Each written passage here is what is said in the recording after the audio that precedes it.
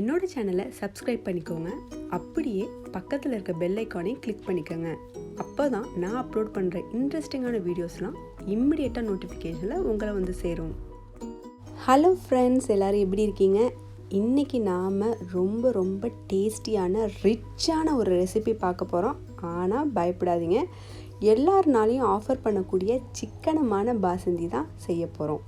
நார்மலாக இந்த பாசந்தி ரெசிபிக்கு நம்ம கீழே போய் சில கமெண்ட்ஸை பார்த்தோம். ஆல்ரெடி செஞ்சவங்களோட கமெண்ட்ஸை பார்த்தோம், ஐயோ ரொம்ப காஸ்ட்லியாக இருக்கே, பட்ஜெட்டுக்கு செட் ஆகாது, இந்த மாதிரி கமெண்ட்ஸ் எல்லாம் நான் நோட் அவுட் பண்ணேன். பட் இந்த ரெசிபி அப்படி கிடையாது. பாசந்திக்கான ருசி 100% எந்தவித குறையும் இல்லாமல், அதுக்கு ஈடு இணை, ஏன் அதை விட ஒரு ஸ்டெப் கூடவே சொல்லலாம். பிகாஸ் இதில் கொலஸ்ட்ரால் ஃப்ரீ. அதை விட நீங்கள் கம்பேர் பண்ணுறப்ப கண்டிப்பாக அது கொலஸ்ட்ரால் கம்மி தான். டேஸ்ட்டு அதை விட அபாரமாக இருக்கும். நீங்கள் செஞ்சு பார்த்துட்டு கண்டிப்பாக எனக்கு எப்படி இருக்குதுன்னு சொல்லுங்கள். ஸோ இந்த சிம்பிளான ரெசிப்பியை நீங்கள் ஒரு பெரிய பார்ட்டிக்கே ரொம்ப சிக்கனமாக பண்ணிடலாம். ரெண்டாவது, இந்த ரெசிபி பண்ணிவிட்டு உங்கள் ஃப்ரெண்ட்ஸ் ஆர் ரிலேட்டிவ்ஸ், வீட்டில் இருக்கவங்க யார்கிட்டனாலும் நீங்கள் கொடுத்துட்டு இது என்னன்னு நீங்கள் கண்டுபிடிக்கவும் சொல்லுங்கள்.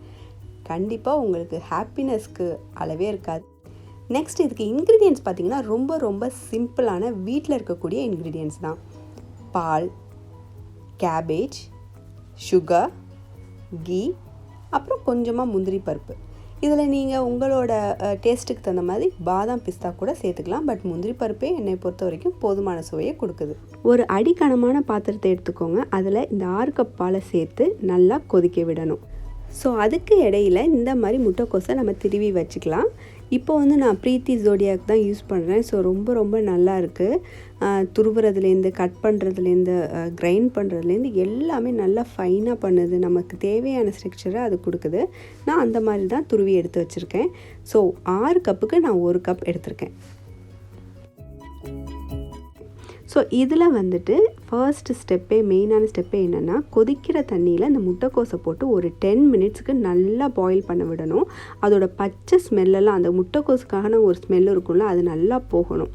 அது போனப்புறம் நல்லா நார்மல் வாட்டரில் வாஷ் பண்ணிவிட்டு பிழிஞ்சு வச்சுக்கணும். ஸோ இதுதான் மெயின் ப்ராசஸே இந்த பாசந்திக்கு. நம்ம அது மாதிரி சைட் பை சைடு இந்த பாலை சுண்ட, அதாவது அடிக்கடி கிளறிட்டே இருக்காதீங்க. ஜஸ்ட் லீவ், ஒரு 10 மினிட்ஸ்க்கு விட்டுடுங்க. அதுக்கப்புறம் திரும்பவும் கிண்டுங்க. உங்களுக்கு அந்த பாலாடை அப்படி லேயராக நமக்கு ஃபார்ம் ஆகும். ஸோ இந்த மாதிரி ஸ்பூனை வச்சு எடுத்து விட்டிங்கன்னா நமக்கு அந்த லேயர்ஸ் எல்லாம் அந்த பால்லேயே நல்லா கொதிக்கும்.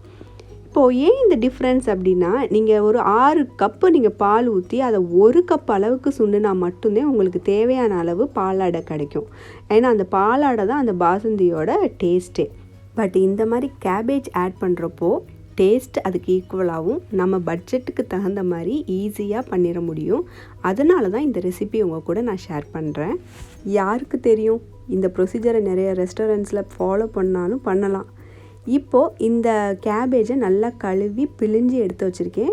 இதை இந்த மில்கோட ஆட் பண்ண போகிறேன். ஆட் பண்ணி ஒரு 5 to 8 மினிட்ஸ்க்கு நல்லா கொதிக்க விடுங்க. இந்த ஸ்டேஜில் நான் சுகர் ஆட் பண்ணிக்க போகிறேன்.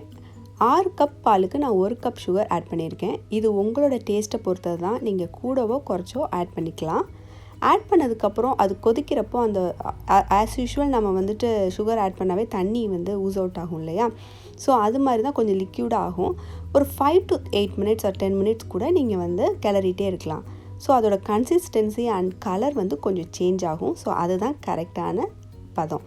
ஸோ இந்த ஸ்டேஜில் நான் முந்திரி பருப்பை நெய்யில் கொஞ்சம் ஆட் பண்ணி வறுத்துட்டு அதை நான் ஆட் பண்ணிக்கிறேன். இதில் 2 விஷயத்தை நீங்கள் கவனிக்கணும். ஒன்று, பாசந்தியை சில்லுன்னு சர்வ் பண்ணிங்கன்னா ரொம்பவே நல்லாயிருக்கும்.